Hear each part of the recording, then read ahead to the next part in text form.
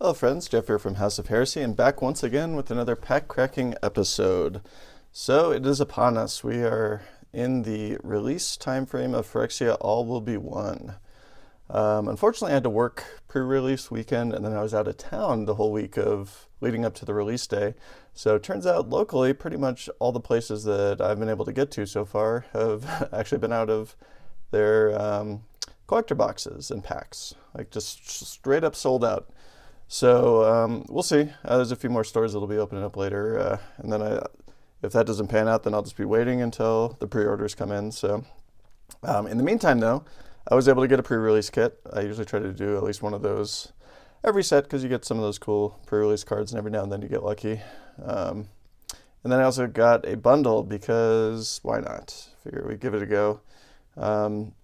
This is not one of the complete editions. Those are not released until next month, although I did pre-order multiples of those, so I do have those coming. But yeah, it seems like a really fun set, judging by the fact that it's all sold out so far, and a couple of the stores that I went to are some of the heavy hitters locally that carry tons of the stuff, and even they were sold out. They said they sold out almost immediately, so just from that small sample size, it seems that this set in general has been received pretty positively. So all right, well, let's get into it. We'll start with the pre-release, because why not? Since that technically would have been the first thing, although now I know you can get pretty much everything on pre-release week or weekend, which makes it unfortunate that I was not able to take advantage of that because I was working. All right, so in the pre-release kits, you do get the draft packs, so you get 6 of them. Normally I would just throw these in my pack collection. I have a bunch of random packs, but I will open them with you all today. And there's the die. That's actually pretty cool. I like the colors on that. I've been obviously quite a few of these, but or just in general from all the different sets. All right, and then we'll save the pre-release card for the end there. And then, unfortunately, sorry guys, I do actually play Arena, so I will probably be using that code myself. Otherwise, I would just flash it on the screen for everybody. If I end up getting some more pre-release kits, maybe. But all right, so let's get into it. Let's see what the draft packs have in store for us. I actually don't know where these are printed. So these are looks like made in the U.S. Okay, so not the foreign ones. I know that the collector packs are once again coming out of Japan, which is awesome. That's great to see they're doing that. All right, so we'll just go through these a little bit, maybe slightly slower. See if any of them look exciting. I really am not that up on all the commons and uncommons in terms of like what any great or at least optimal picks are at this point. So if you know it, then let me know. Let me know if I got something awesome, because I usually don't spend a lot of time with them. All right, and then we got a Fastland as our rare. So that's cool. We'll take it. We like the lands. These aren't super optimal for Commander. This is more of a modern staple from what I understand. And we got one of the cool Phyrexian lands there. And that's the Urbrask land and a Rebel token with a Goblin. Interesting. Got the two-sided in the draft packs now, huh? That is not something I'm used to. All right, next pack. Probably go a little bit quicker through the commons and uncommons because realistically most people probably don't care. Unless there's one or two hits there, but again, just let me know. And our rare is not that. It is Vran, Executioner Thane. Also not super up on what all the hot rares are coming out of this set. But that's cool. Phyrexian Vampire. I have seen him get pulled a few times in the collector boxes that I've watched get opened. Okay, so not all the tokens are double-sided. That's interesting. And then we got an island.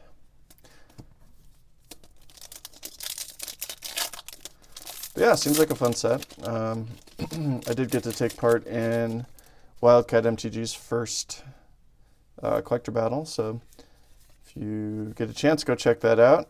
I definitely got probably the spiciest pull of the box, so not to brag or anything, but that was exciting. Skitterling, Charforger, and Red Sun's Twilight. So that's part of the Twilight cycle. It looks like we got a foil behind there, and a foil common. Vanish into Eternity. Ooh, with one of the nice fancy Phyrexian lands. That's cool. Those do look pretty neat. I definitely am not trying to load up on a bunch of basic lands because I have lots of other cool variants, and now they release a bunch of them each set, but these Phyrexian ones are pretty cool. I will probably hold on to those. Poison counter. That's interesting. With the Phyrexian goblins. We got another one of those double-sided ones. It's cool that they did the poison counters on there. All right. So how's everyone else liking this set so far? Anybody getting some good stuff? I'm hoping I'll be able to get my hands on a couple collector boxes, at least in the short term here, but if not, I'll just have to live vicariously through all the other content creators, like I'm sure other people are having to do.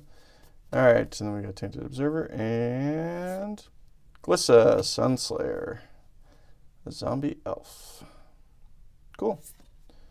And then we go into the plains, and nothing of note. All right. Yeah, I'd love to get, definitely love to get any of the borderless ones. I know that there's a chance in the draft packs to be able to get them. And our rare is Skrilev, Defector Mite. Interesting. Yeah, for 1 mana, it's got a lot going on there, so that's cool. And then a mountain and another Mite. All right, last pack of the bundle, or of the pre-release kit. Yeah, I haven't decided exactly how I'm going to approach my cube with this set because there are so many freaking variants, and almost all the variants, at least visually, I would qualify as borderless. So here's one of the, I don't even know what the different treatments are, but it looks cool. Urbraska's Anointer, or Urbrask's Anointer. All will be one. Hey, we did get a mythic. That's cool. Seems a little pricey, 5 mana for an enchantment, but looks pretty cool. I have no idea if that's a hit or not. Oh, hey, we got a foil rare. Very cool. Vindictive Flamestoker. That's neat. So, interesting. Cool. Well, and we got another one of the Phyrexian lands. We got a Phyrexian plains. That's cool. The Hollow Sentinel. All right. So, last but not least, for our pre-release card, we got Malcator, Purity Overseer. Phyrexian Elephant Wizard. Interesting. All right, well, there you go. We did it. I'll just leave it in the package for now. Okay, well, that's cool. All right, so that was the pre-release pack. Now we'll get into the bundle. I do like how they're doing the packaging for the bundles now. It definitely makes more sense than slapping a bunch of plastic on stuff like they generally do. Oops, let this fall out. Apparently you get a Jace and Phyrexian rainbow posters. That's kind of cool. All right, let's see what we get here. Put that over there for now. Oh, you know what? I didn't even think about it. We will track our mythics, because why not? There's these we can probably just pile up. There's a foil, there's non-foils, and then we got our... All right, bring a little bit of order to this chaos here. All right, I do enjoy getting the bundle, the actual case or the box itself there, because they're pretty sturdy. All right, ooh, that's nice. Got a giant Phyrexian 20-sided die there, and it does a countdown. Okay. All right, so in these bundles we get our believe that this is our special one. And these should all just be lands. I think we get 20 basic and then 20 regular and 20 foil lands, I believe, or 25 or something like that. I guess I can open it up, at least pull him out. So all the bundles have this guy, so he will be worth absolutely nothing, I'm sure. But he is a foil. The Rat King. All right, so we'll put him with the foil rares, and then yeah, so these are all the foil lands, which I'm sure are gonna start bending and warping, and then these ones are the non-foil lands. So I'll just leave those in their package. And then we get 8 set booster packs. So that's another reason why I picked this up, because at least give us a little bit of variety between the the draft and the booster and the set packs. So, all right, so let's get into these guys and see what we get. I have no idea what's on the list. It looks like we might be getting a list hit in the first pack, so that's cool. All right, we got our art card. Nothing too wild or crazy. We got a land. And then, all right, these are set up like the traditional stuff. So you got some commons, some uncommons. And then looks like one of the fancy formats there. And then, oh, Conduit of Worlds, that's a good one. I've heard good things about this card, so that's a nice little hit there. We'll take that. Then we got a foil Maze Skull Bomb and a Dark Ritual. Very cool. So, on the list there. So we will take it. Can never have too many Dark Rituals. It's just one of those solid cards that everybody that plays black uses usually, at least in Commander. All right, next pack. This one does not have a list card. Get our artwork there. Got another Phyrexian land. That's cool. So it seems like Wizards on a roll with these sets lately. Let's see if they can keep it up. Thrumming Bird and Mirren Safe House for our artifact there with Minor Misstep. All right. It's our foil uncommon. Yeah, they've been on a pretty good string there with their sets between the Brothers War, the Jumpstart 22, Dominator Remastered, and now Phyrexia All Will Be One. So it's good to see. It's nice to have some excitement in the stuff or in the sets coming out, because their standard sets have not been particularly out of this world for really outside of Kamigawa for the last couple of years. All right, Bladed Ambassador. We got a Rustifying Cultivator. Sky Hunter Strike Force as our rare. Oh, 2 rares. That's cool. So we got, this must be a Commander rare. Okay, so we got a Commander rare, and then we got one of the fast lands, Seachrome Coast, with Flensing Raptor as our foil. All right. Yeah, I apologize. I don't open set packs a lot to begin with, and then I definitely don't know how they have this one set up. So we're learning it together. An island as our land. Yeah, they brought throw a possibility back. That's always a good one. Got all the bats here. Look at that. Bunch of bats. All right, we got Sawblade Scamp and Kaya. I saw that they made the Planeswalkers rares. That's interesting. But that's cool. I mean, she's very expensive, but Kaya does some interesting stuff. So, well, see if she ends up seeing play or not. And then our foil is Magmatic Sprinter with a Phyrexian Might. All right, so we are in the second half of the packs here. Another art card. Got the Plains. Oh, Phyrexian Atlas. There's the poster art. And Sawblade Scamp with Necrogen Rot Priest. That's cool. So we ended up with 2 of those commons and uncommons.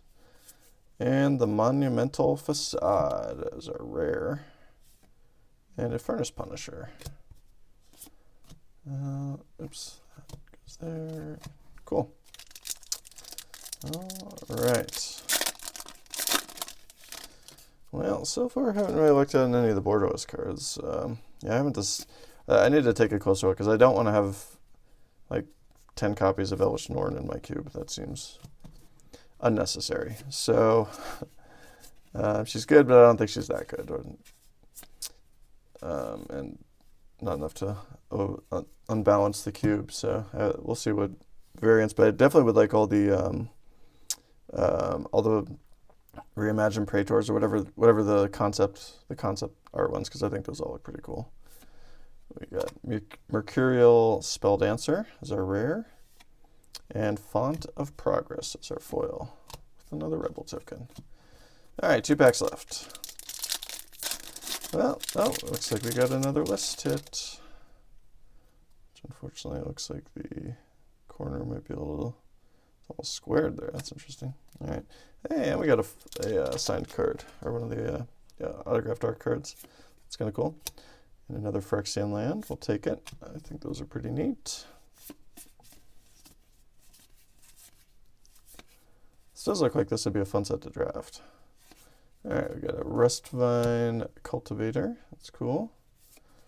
We've got Koth, Fire of Resistance, another Planeswalker. And Vat Emergence, with our final card being Gaia's Revenge. Oh, very cool. We got a list rare. Very nice. Looks very expensive. Probably not super useful, but cool. Nothing like an 8/5 to spice things up a little bit. All right, and last pack of the bundle. No list hit on this one. All right, well, we've only gotten 1 mythic so far between everything, which I guess is probably to be expected, but see if we can get another one.